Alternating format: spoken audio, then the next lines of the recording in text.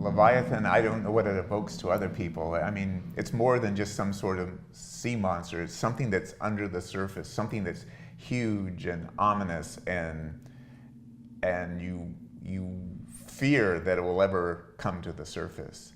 And I thought about what type of things happen in the rooms of some place called the Hotel Leviathan. And my mind just started going places. And it wasn't long before I broke into images that had tentacled creatures coming out of bathrooms and people, arms reaching out under the bed with chains on them as if they're being held under the bed. And it was a very freeing experience because I didn't feel I had to make up any context to it. I didn't have to say why they were there. All I was doing was showing a snapshot of what was going on in the room. In a sense, I wasn't even sure what I was going to draw. I start with a creature, or I start with a situation, and as I'm working on it, I kind of come up with a little vignette of a story in my mind of what would happen, and suddenly I'm having another character, or I have something else happening, and then the lighting comes in, and by the time I'm done, I have an idea of what the context is, but it didn't start that way. It's totally backwards. I didn't know why I was drawing it until I drew it. That organic aspect of creating the images was so much like improv.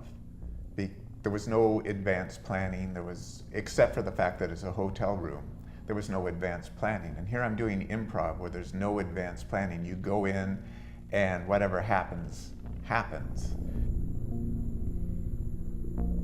This is an immersive show. So as soon as you come into the theater, you're coming into the world of the Hotel Leviathan.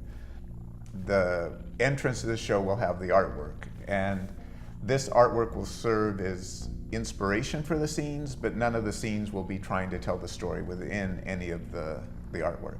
I think of it almost like a gallery in the hotel, which is the history of the hotel, almost like this happened in this room, this happened in this room, this happened in this room. I think horror by its nature tends to be dark. And in a strange way, that deals with the weaker side of human nature.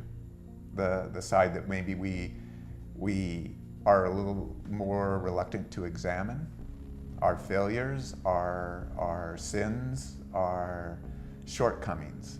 Whether we're talking about our society's shortcomings or our own individual shortcomings. We don't like to look at them. And when you look at them in the light of a horror, you can look at those things more straight on. It's sort of a place where people get what they deserve, right? People don't go looking to stay there. It isn't a place that you make reservations for. It's a place that you end up for some reason. But for the most of the people that find the hotel, it's not a happy, not a happy ending. I mean, it is horror after all, right?